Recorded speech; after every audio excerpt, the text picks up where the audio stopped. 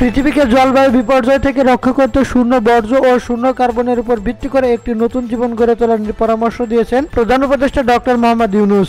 আজারবাইজানের রাজধানী বাকুতে COP29 world leaders climate action সামিটের উদ্বোধনী অধিবেশনের বক্তৃতার সময় ডক্টর ইউনূস বলেন, বেঁচে থাকার জন্য আমাদের আরেকটি সংস্কৃতি গঠন করতে হবে। একটি ভিন্ন জীবনধারার উপর ভিত্তি করে আরেকটি পাল্টা সংস্কৃতি করতে হবে। এটি হবে শূন্য বর্জ্যের উপর ভিত্তি করে। এ সংস্কৃতি নিত্যপণ্যের ব্যবহারকে সীমিত করবে, কোনো বর্জ্য অবশিষ্ট থাকবে না।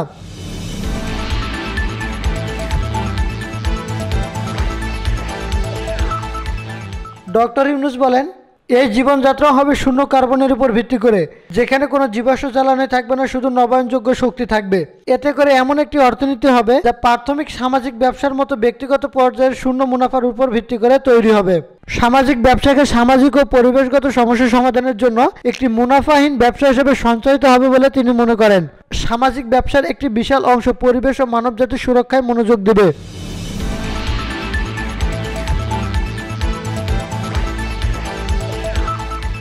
প্রধান উপদেষ্টা বলেন, সাশ্রয়ী স্বাস্থ্যসেবা ও শিক্ষার মাধ্যমে মানুষের জীবন কেবল সুরক্ষিতই হবে না, গুণগত ও উন্নত হবে। এটি যুবকদের জন্য উদ্যোক্তা হওয়ার পথ সহজতর করবে। উদ্যোক্তা হওয়ার নতুন শিক্ষার মাধ্যমে তরুণরা প্রস্তুত হবে। চাকরি প্রার্থীর শিক্ষা উদ্যোক্তা কেন্দ্রিক শিক্ষা দ্বারা প্রস্তাবিত হবে। পরিবেশের সুরক্ষার জন্য একটি নতুন জীবনধারা প্রয়োজন উল্লেখ করে 2006 সালের শান্তিতে নোবেল বিজয়ী ডক্টর মোহাম্মদ ইউনূস বলেন, নতুন জীবনধারা চাপিয়ে দেওয়া হবে না, পছন্দ অনুযায়ী বেছে নিতে হবে।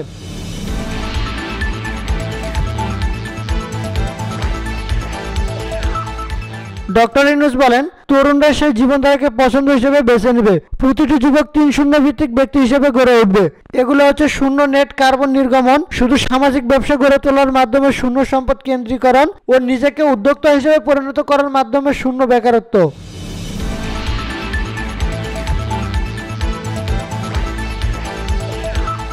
ডক্টর মোহাম্মদ ইউনূস বলেন, প্রত্যেক মানুষ 3 ভিত্তিক ব্যক্তি হিসেবে গড়ে উঠবে এবং সারা জীবন 3 ভিত্তিক ব্যক্তি হিসেবে থাকবে। এটি একটি নতুন সভ্যতা গড়ে তুলবে।